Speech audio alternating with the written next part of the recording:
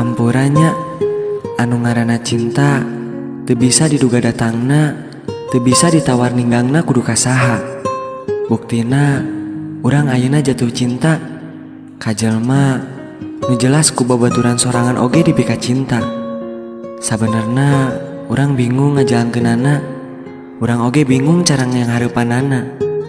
Antara babaturan nu unggal poe babarengan atawa jelema anu sidik ayeuna ku urang kahatean.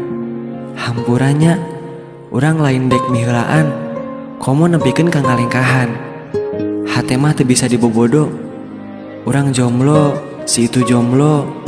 Najan ieu beresiko karena loba babaturan oge nu ngadodoho. Doakeun nya, mudah-mudahan urang jeung si eta bisa jadi pasangan salilana. Meski urang yakin hate maraneh teu bisa narimana.